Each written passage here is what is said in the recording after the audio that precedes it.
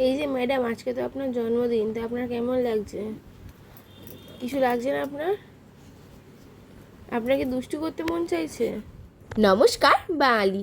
তোমরা তো সবাই জানো যে বোনের জন্মদিন উপলক্ষে আমি গিয়েছি মামা বাড়িতে। তো দেখতে দেখতে বোনটা আমার 1 বছর পার করে ফেললো। তো বোনের জন্মদিন উপলক্ষে আমরা গিয়েছিলাম একটা চার্চে। চার্চে গিয়ে এত লোকজন দেখে বোন খুব খুশি হয়েছিল। ডাকো ডাকো ডাকো। ইয়া ইয়া ইয়া ইয়া। মামা ডাকো, মামা ডাকো।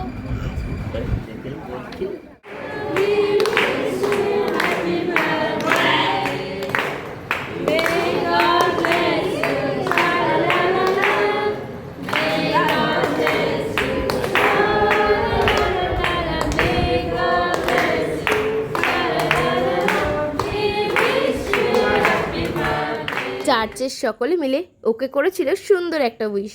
তোমরাও আশীর্বাদ করো ও যেন বড় হয়ে একটা ভালো মানুষের মতো মানুষ হতে পারে। তো চার্চ থেকে বেরিয়ে আমরা গিয়েছিলাম একটু গঙ্গার ঘাটে। তারপর হয়ে গিয়েছিল দুপুর, আর এই দিকে বোনকে আমরা সবাই সাজিয়ে গুছিয়ে খেতেও দিয়ে দিয়েছিলাম। এত খাবার দেখে ও তো খুব মজা পেয়েছিল। তারপর একা একাই একটা আলু ভাজা তুলে খেতেও শুরু করে দিল। আলু ভাজাটা মনে হয় ওর খুব ভালো লেগেছিল। খেতে খেতে একটু হাঁপিয়ে গিয়ে বোনটা আমার তারপরে একটু জলও খেয়ে নিল।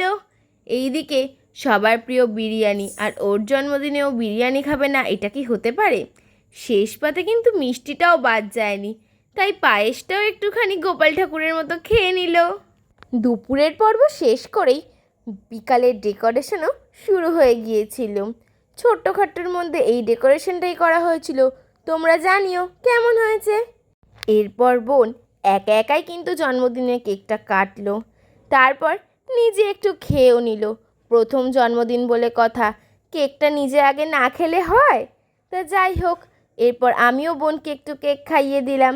তো বোনের জন্মদিন উপলক্ষে মামার কয়েকজন বন্ধুও এসেছিল। তারপর একটু আমরা ফটো টটো তুলে আমি একটু কেকও খেয়ে নিলাম। এইদিকে বোন একটু খেলাধুলাও শুরু করে দিয়েছে। মামা দাও দাও। আমার পুতুলটা। তারপর ওর সাথে একটু খেলাধুলা করে রাতের ডিনারটাও করে নিলাম। ভিডিওটা এই পর্যন্ত, ভালো লাগলে সাবস্ক্রাইব।